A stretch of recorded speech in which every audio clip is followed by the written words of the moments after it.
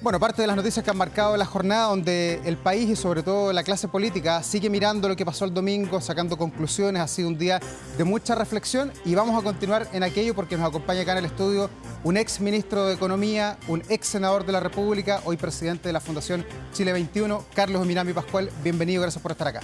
Muchas gracias por la invitación. Bueno, ¿cómo vio lo del fin de semana? ¿Se sorprendió con este resultado apabullante, 60% para Janet Jara? Yo diría que es una sorpresa relativa. Me parece que desde hacía ya varias semanas que se notaba que el entusiasmo, que la dinámica estaba del lado de la candidatura de Janet Jara. Me parecía bastante evidente que ella iba a ganar. Y probablemente la sorpresa es lo abultado de las diferencias. Pero lo fundamental, la verdad, es que, aunque parezca un poco presuntuoso, quiero decir que no me sentí especialmente sorprendido. Ya. ¿Y qué pasó con Carolina Toa? ¿Era una mala candidata o cualquier persona que hubiera levantado las banderas del progresismo, de la socialdemocracia, le hubiera ido igual? No, yo creo que por de pronto ella es una persona que tiene todo tipo de calidades, experiencia, es estudiosa, es seria, es responsable, pero creo que tenía una mochila que era francamente, yo diría, imposible de sobrellevar. Creo que era muy difícil que pudiera ganar una elección una persona que ha sido finalmente el eje, el ancla de este gobierno, que se echó encima el tema de la seguridad en un país donde la inseguridad es el principal problema. Entonces, yo creo que ahí había como una especie de falla geológica en esa candidatura. Ya. ¿Y su partido, el Partido Socialista, se la jugó por completo por Carolina Toa? Yo creo que se la jugó yo vi a los socialistas que salieron a las calles, que hicieron su esfuerzo. Ahora creo que las cosas efectivamente, y hay que decirlo con franqueza, no pasaron de la mejor manera. En algún momento también se buscó levantar otra opción. Entonces, yo creo que el Partido Socialista entró tarde en esta definición. Y creo que también ahí hay que hacer una reflexión muy profunda para ver por qué las cosas pasaron de esta manera. Yo creo que el socialismo tiene en Chile un espacio grande y ese espacio no es lo que se trasuntó, lo que se expresó en los resultados del domingo pasado. Ya, pero hay responsabilidad de los directivos del Partido Socialista, Paulina Bodanovich, Camilo Escalona, que son los que ponen la cara por la directiva del PS. Bueno, siempre bueno, usted sabe, las victorias, las derrotas son huérfanas, las victorias tienen muchos padres. Yo creo que efectivamente hay una responsabilidad política, tendrán que el partido en su conjunto hacer una reflexión y tomar definiciones al respecto. Ahora, a mí no me parece que sea este el momento de hacer casa de brujas, porque tenemos una campaña difícil, muy cuesta arriba, eso bien hay que decirlo, y creo que lo peor que uno pudiera hacer es que entrar en procesos internos que terminen desangrando a los partidos. En consecuencia que hay que juntar todas las fuerzas de las cuales se dispone para poder enfrentar a la extrema derecha en este país. Ya. Y Janet Jara es del Partido Comunista, eso es inevitable, pero ella ha dicho que desde ayer ya no es comunista, sino que es de todo el oficialismo. ¿Eso es discursivo o es real? ¿Cómo lo siente usted? Yo creo que es completamente real. A mí me parece que eso por lo demás está en la tradición nuestra, está en la tradición también de la concertación. Fue lo que hizo Patricio Aylwin, lo hizo una vez que fue electo, fue designado como candidato de lo que era la concertación de esa época. Pero ahí no estaban los comunistas, no quisieron estar. Claro, pero él también tomó la decisión de congelar su militancia, congelar o suspender su militancia en el Partido Demócrata Cristiano. Por lo demás, en el otro lado también lo hizo Sebastián Piñera, entonces me parece a mí que no hay ninguna novedad y creo que además es de la mayor evidencia que esto no puede ser simplemente algo de forma. Lo que aquí ganó, y eso hay que decirlo con mucha fuerza, ganó Janet Jara, ganó ella con su biografía, ganó ella con su empuje, ganó ella también con una cosa muy interesante, su capacidad para generar acuerdos, que eso tiene más que ver con los tiempos de la concertación que con otros tiempos. Entonces, yo no creo que sería un abuso completo decir que aquí ganó el Partido Comunista, porque ella no ganó enarbolando esas banderas por mucho que ella milita en el Partido Comunista. Ya. Y en el 2025, ¿Chile está maduro políticamente para poder votar por un comunista? Porque muchos analistas dicen que Chile es anticomunista después de todos los traumas que ha tenido a lo largo de su historia. Mira, yo creo que el anticomunismo es algo que todavía existe en franjas de la sociedad. Ya. Entonces, creo que para una parte importante de los electores jóvenes que fueron por lo demás los que se movilizaron muy masivamente para votar por Janet Jara, creo que el tema del anticomunismo no les dice nada. Claro, quizás para los de la Guerra Fría. Para los que claro, para la gente mayor yo creo que hay un tema ahí. Ahora, si estará el país maduro para esto, eso habrá que verlo el 16 de noviembre. Ya. ¿Y qué es lo que viene ahora? ¿Cómo, por ejemplo, ustedes como militantes del Partido Socialista van a pretender influir en el programa de gobierno que va a levantar Janet Jara? Bueno, yo creo que hay una discusión muy importante y por lo demás yo quiero ahí humildemente hacer mi contribución en ese debate. Ahora, yo creo que aquí también se abre naturalmente un periodo que es nuevo. Creo que Janet Jara mostró que era una estupenda candidata, ahora tiene que mostrar que es una gran líder, que son dos cosas distintas. Y ese liderazgo yo creo que tiene que expresarse por lo menos en tres cosas. En crear las condiciones para hacer algo que es bien difícil, una sola lista parlamentaria. Yo creo que aquí lo peor que puede hacer el mundo de la centroizquierda es dispersarse en 2 o 3 listas dándole ventaja a la derecha, porque aquí corremos el riesgo, si las cosas se hacen mal, que terminemos, porque existe la posibilidad objetiva, no se puede negar, que terminemos con un presidente de extrema derecha y con un parlamento controlado, con un parlamento en donde la derecha puede tener los 4/7. Entonces me parece a mí que es muy importante poder tener una sola lista parlamentaria y es un tema es donde la candidata tiene que expresar su liderazgo y tiene que también manifestar su liderazgo en las definiciones programáticas y en la constitución de los equipos. Ya. Carlos, y personas como usted, que tienen más de 70 años, que han estado en todo el tránsito desde que regresamos a la democracia, usted fue ministro de Patricio Aylwin, fue senador por Valparaíso, inolvidable en los años 90. Usted de la Concertación, un hombre de tomo y lomo, ¿está preparado para que ahora la izquierda o la centroizquierda la dirija el Partido Comunista por primera vez en 35 años? Yo reitero, no la dirigiré el Partido Comunista. ¿Por qué? Si ellos son los partidos más grandes del domingo. No, pero no la dirigir el Partido Comunista, porque reitero, lo que ganó aquí no fueron las posiciones del Partido Comunista. Pero eso es lo que piensa usted, pero Lautaro Carmona quizás piensa otra cosa. Pero Janet Jara fue clarísimo cuando en la campaña, en las primarias, habló permanentemente de la centroizquierda y lo que ha dicho ahora, lo dicho posterior al triunfo, es que ahora ella es la candidata de un conglomerado, de un conjunto. Entonces yo creo que una cosa que es fundamental, ella tiene que mostrar liderazgo, generar una coalición, que es por lo demás algo que el presidente Boric lamentablemente no resolvió nunca, que fue generar una coalición. Yo creo que ahora hay que crear una coalición y esa coalición tiene que tener una sola lista parlamentaria y tiene que tener un planteamiento programático que nos interprete al conjunto. No pueden ser las tesis del Partido Comunista o las tesis de otro partido, tiene que ser el resultado de una reflexión inteligente y transversal dentro de este mundo. Ya. Carlos, pero ¿por qué usted cree que no se reconfiguraron las fuerzas a contar de lo que pasó el día domingo con 60%, reitero, Partido Comunista, 28% el Socialismo Democrático donde usted está, 9% para el Frente Amplio? ¿Por qué no hay reconfiguración? Eso no lo ve a la vista. Es un resultado electoral que yo creo que no hay que tampoco despreciar, ni mucho menos, pero tampoco hay que sobreinterpretarlo. O sea, esto tiene mucho que ver con las calidades de las candidatas, en el caso de Janet Jara, con la empatía, la simpatía, mucho creo yo de su biografía, esto de que no era parte de la élite. Entonces creo que no hay que sobreinterpretar las cosas y una medición más objetiva del peso de las fuerzas políticas se tendrá en el momento de la elección parlamentaria. Ya. ¿El partido pivotal del gobierno del presidente Boric sigue siendo el Frente Amplio, que sacó un 9% el domingo? Mire, yo creo que el Frente Amplio hace mucho tiempo que dejó de ser el pivote del gobierno del presidente Boric. Eso fue al principio, fueron los primeros 6 meses, pero cuando se produjo la debacle del plebiscito del 4 de septiembre, ahí hubo un cambio muy importante y ahí asumió la responsabilidad por la conducción del gabinete, por la conducción del Ministerio del Interior, Carolina Toá. Tome nota de que en Hacienda está el ministro Marcel, en Relaciones Exteriores está el ministro Van Claver, en Vivienda el ministro Montes. Entonces yo creo que la centralidad del gobierno del presidente Boric y la verdad que todo el peso también de los pasivos que tiene el presidente Boric se lo ha hecho encima el socialismo y creo que probablemente también está pagando los costos por eso. O sea, el Partido Socialista para usted sigue siendo el principal partido de la coalición de gobierno. O sea, yo creo que sigue siendo el partido cuyos militantes desempeñan las principales funciones dentro del gabinete por lejos. Ya. Con lo que tenemos a la vista, con el tablero político que se ha movido, ¿algo se ha movido, Carlos, durante el fin de semana? No, yo no digo que no se haya movido, lo que digo es que no hay que sobreinterpretarlo. ¿Qué pasa con el centro político? ¿Hay espacio para que aparezcan más candidatos, para que alguien llegue en ese vacío o no existe el centro en Chile ya? Yo creo que es un tema que hay que verlo. Hay plazo hasta, si no me equivoco, hasta el 18 de agosto para que se puedan inscribir nuevas candidaturas. Hay candidaturas que están buscando los patrocinios requeridos y habrá que ver qué es lo que ocurre con eso. Ya. ¿Cómo ve a su hijo, Marco Enrique Minami? ¿Lo ve lo veo juntando firmas. ¿Ya? Lo veo haciendo algo que, mira, a mí me parece que es súper meritorio. Hay gente que dice, bueno, ¿por qué hay alguien que sigue e insiste? A mí me parece muy importante que la gente insista.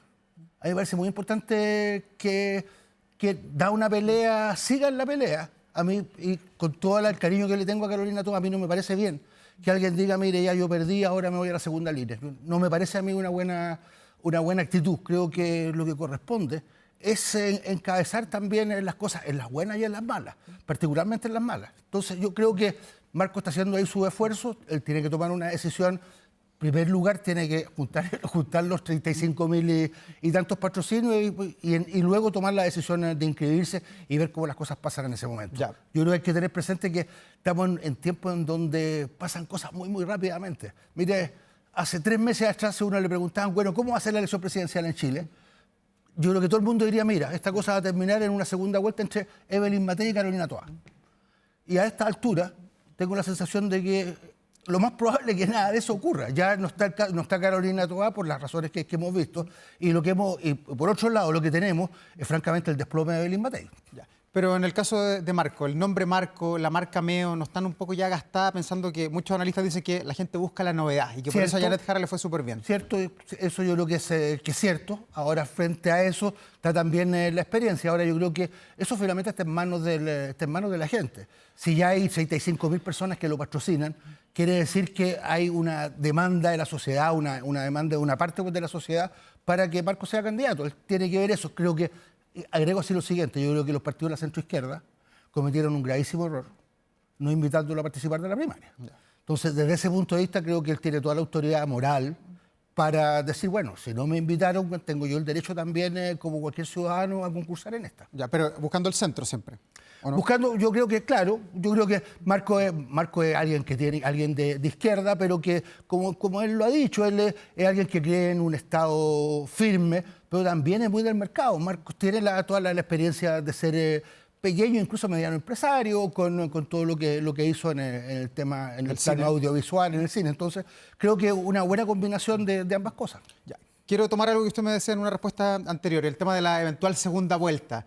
Muchos decían que Matei con Kast, eso es lo que decía mucha gente antes del día domingo. ¿Se ha reconfigurado ese escenario? O sea, yo creo que normalmente en este país la centroizquierda tiene que estar en la segunda vuelta.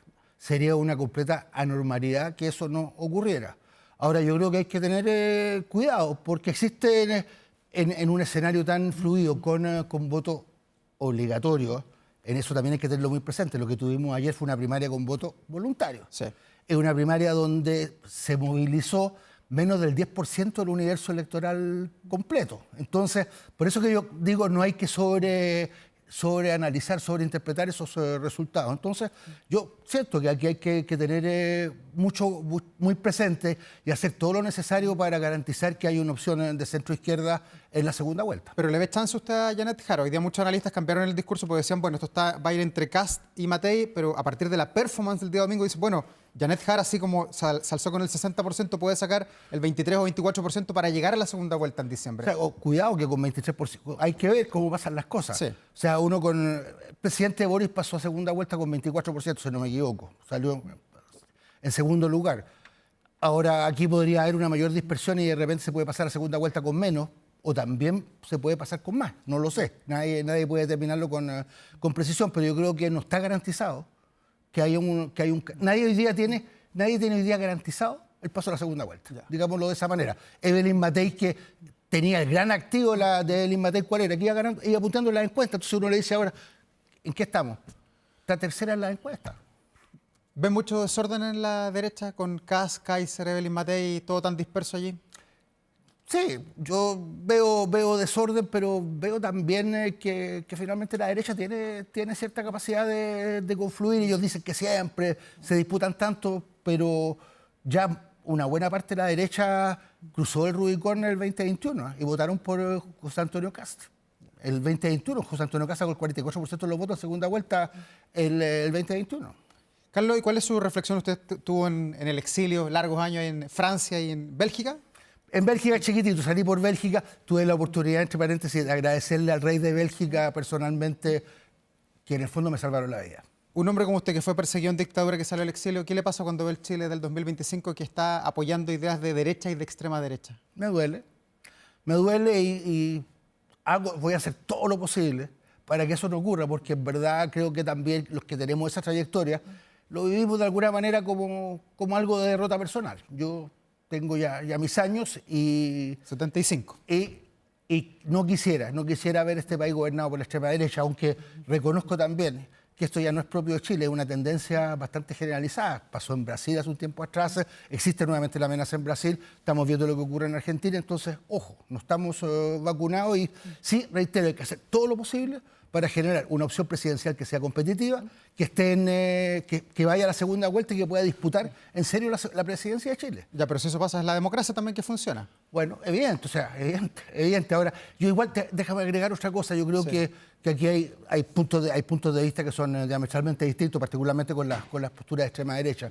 Ahora, yo igual esperaría que, no obstante que tengamos una confrontación fuerte, que tenemos nuestras diferencias, pudiéramos tener algunos acuerdos básicos, porque este país, más allá de las elecciones, es un país que está en una mediocridad, está en una cierta decadencia, digamos las cosas como son. Entonces yo creo que se requiere una cierta hoja de ruta que sea transversal, que podamos hacer un conjunto de cosas que se hagan independientemente de quién gane la elección presidencial. Carlos, dejemos la política, hablemos también del programa en el que usted quiere influir de Janet Jara en la parte económica. Usted fue exministro de Economía, también siempre vinculado a los números, está hoy día en la Fundación Chile 21.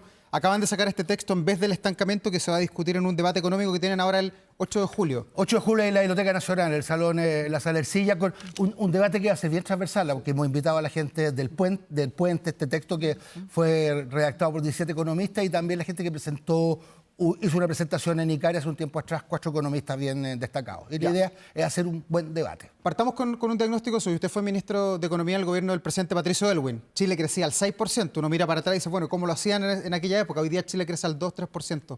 ¿Qué le pasa a Chile que está tan estancado, como dice ahí el título? Yo creo que nos estancamos y nos estancamos fundamentalmente por responsabilidad nuestra. Creo que fuimos decayendo, teníamos, como tú bien lo decías, una tasa de crecimiento alta, en torno al 6% en los 90, fuimos bajando. Ahora, hay toda una discusión, entonces yo la verdad es que quiero también hacer la crítica a lo que yo llamo una especie de pensamiento vulgar. Pensamiento vulgar es el que repite ciertas consignas, algunas de las cuales tienen un cierto fundamento. Hay problemas tributarios, hay problemas con la permisología, sin lugar a dudas, pero lo fundamental está en otro punto, está en la estructura productiva de nuestro país. Vendemos en el exterior, exportamos básicamente lo mismo que exportábamos hace 30 años atrás. Y producimos esas exportaciones básicamente de la misma manera. Ese es nuestro problema fundamental. Tenemos que ponerle otros motores a nuestro desarrollo exportador. Las exportaciones crecían al 12% durante los 90, después al 5-6% posteriormente y ahora están creciendo casi prácticamente nada. Entonces, ahí está la base del problema. Ahora, ¿cómo se enfrenta a eso? Se requiere una estrategia, porque Chile, esta es la mala noticia, que estamos estancados. ¿Cuál es la buena noticia? Que tenemos condiciones, tenemos una oportunidad porque tenemos básicamente muchas de las cosas que el mundo requiere. Tenemos cobre, que va a ser fundamental, es fundamental para la electromovilidad, tenemos litio, tenemos energías renovables baratas, tenemos territorio, tenemos alimentos saludables, entonces tenemos las condiciones para salir de este estancamiento, salir de esta especie de trampa de los países de ingresos medios de la cual hablan algunos economistas. Sí, eso quería indagar en eso, porque usted hace varias reflexiones y toma cosas de otros autores. Siempre se ha dicho que Chile eventualmente, lo decía el economista Aníbal Pinto, que Chile es un caso de desarrollo frustrado. Está sobre la mesa. Otros dicen que tenemos el tema de la trampa de los ingresos medios, lo dice Bergoin, Briones, Butelman y Landerreche, que es un texto que usted cita acá. Exactamente. ¿Por qué no concuerda con esas teorías que son tan...? No, yo concuerdo, yo creo hay una discusión. Claro, hay algunos que dicen, yo tengo ahí un economista, Sebastián Edwards, hoy día me decía, mira, no, esto de las trampas es una mala imagen. Una mala cuña, ¿no? Es como es una cosa que está muy establecida, fue el Banco Mundial el que estableció este concepto, pero ¿cuál es la idea de fondo? Es que son países que les va bien durante un tiempo, tienen que pasar una etapa superior y no logran pasarla. Ese es nuestro problema, pongámosle el nombre que queramos. Esto yo creo que nos ha llevado a que tengamos una economía que está estancada, una economía que tiene un crecimiento potencial que hoy día nos sobrepasa el 2%. Ese es el problema de fondo. Y el problema de fondo no tiene que ver, no se reduce simplemente al tema tributario, al tema de los permisos, que hay que resolverlo, sin lugar a dudas. Tiene que ver con que seamos capaces de aprovechar las oportunidades que tenemos. Y eso es estrategia industrial, eso es también una visión de mediano y largo plazo. Yo soy muy crítico, yo creo que el ministro Marcelo es un muy buen ministro de Hacienda, pero creo que el monopolio de Hacienda sobre la conducción económica le hace mal al país, porque es un monopolio básicamente concentrado, es una conducción económica básicamente concentrada en el corto plazo. En el corto plazo las cuestiones presupuestarias que son importantes, pero los equilibrios macro son fundamentales, son necesarios, pero no son suficientes. Se requiere ir más allá, se requiere una estrategia de desarrollo productivo, una estrategia industrial que, reitero, pueda potenciar los recursos y las oportunidades que nuestro país tiene hoy día. ¿Y cuánto falta por escuchar a los empresarios, a los privados en nuestro país? Usted habla acá en el texto de que falta una suerte de pacto social, de que falta un pacto social, que se dé la mano el sistema público con el privado, que se digan la verdad, que no haya sospecha y mira, que... yo creo que lo de los 90 tiene mucho que ver también en alto crecimiento porque fuimos capaces de entendernos, fuimos capaces de concertarnos, teníamos espacios donde nos encontrábamos, hacíamos cosas en conjunto. Yo creo que esta pugna, esta disputa permanente, soterrada entre lo público y lo privado, entre el mundo empresarial con el mundo de lo público, le hace daño al país. Creo que es muy dañina y a mí me parece que una cuestión fundamental es crear un espacio. Ellos hablan, y yo estoy de acuerdo, en una suerte de Consejo Económico Social que sea un lugar donde se produzca efectivamente un debate entre los distintos actores que participan del proceso productivo, porque hay que sacar a Chile del estancamiento. Carlos, ¿y cuál es la mirada que tiene usted sobre la carga tributaria del país? También hay una reflexión de aquello ahí en el texto. Uno pregunta, bueno, Chile, algunos dicen tiene muchos impuestos y uno escucha a algunos parlamentarios que dicen, bueno, hay que tener más impuestos, hay que grabar más cosas, hay que subirse estos números. Mira, yo creo que mira, los impuestos tienen que ser lo más bajos posible para garantizar la inversión y los más altos posibles para garantizar una recaudación que permita sustentar los bienes públicos que el Estado tiene que también garantizar. La carga tributaria en Chile, como promedio, como conjunto, es baja.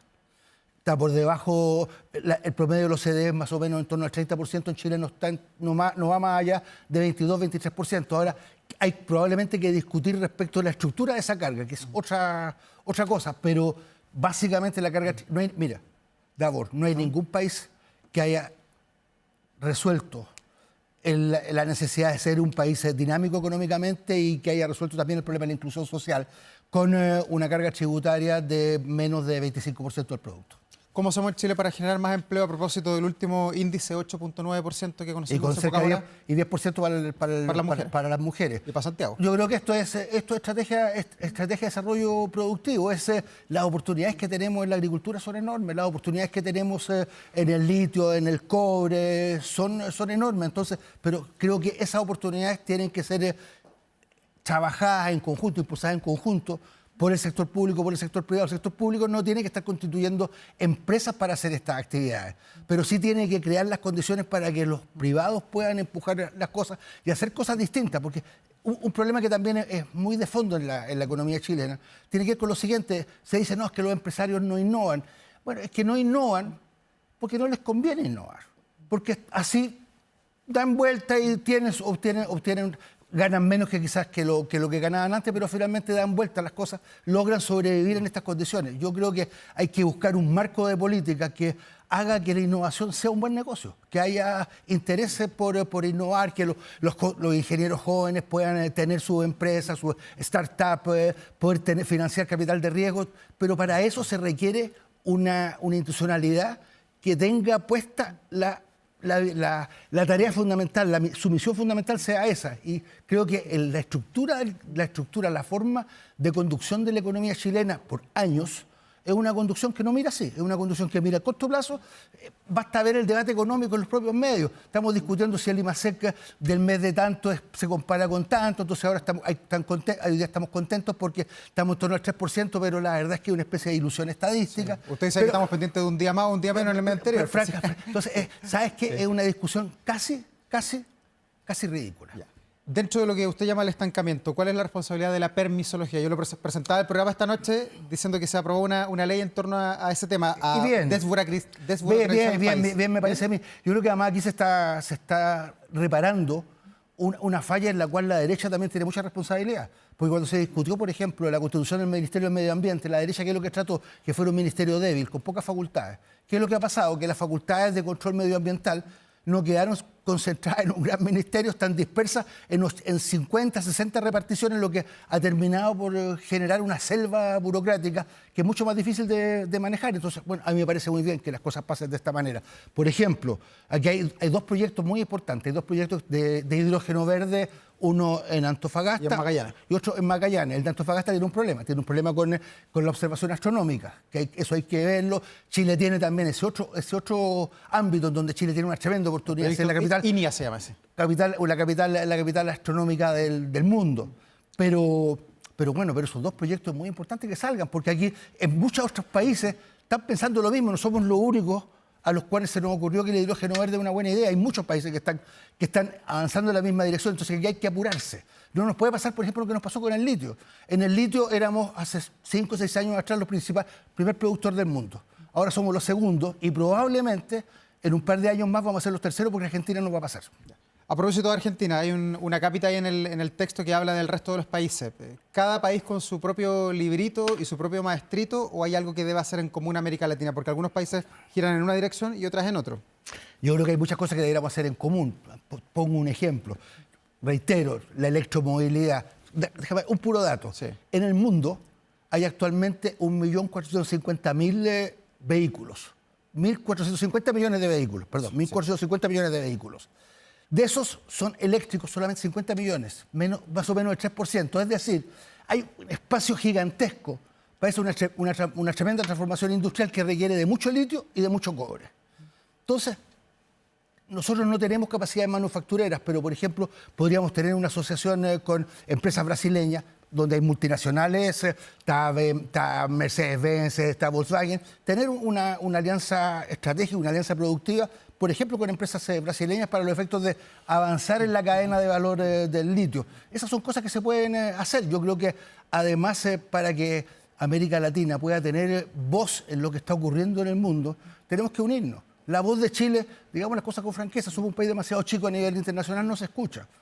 Si nos asociamos con Brasil, si tenemos, más allá de nuestras diferencias, que son enormes, que son muy grandes, podemos tener también planteamientos comunes. Yo creo, por ejemplo, con el presidente Milei, para poner el caso más extremo, si le decimos al presidente Milei, mire, hagamos un planteamiento común respecto a los temas de financiamiento internacional, los temas de sobreendeudamiento, yo creo que a él le puede interesar. Podemos tener puntos de vista en común en donde quizás América del Sur pueda tener también una cierta solidaridad respecto a lo que le ocurre a Argentina. Podemos tener proyectos en común sobre conectividad, sobre infraestructura pública, sobre la promoción de empresas conjuntas. Podemos hacer cosas, pero yo creo que falta también voluntad, falta liderazgo, falta empuje.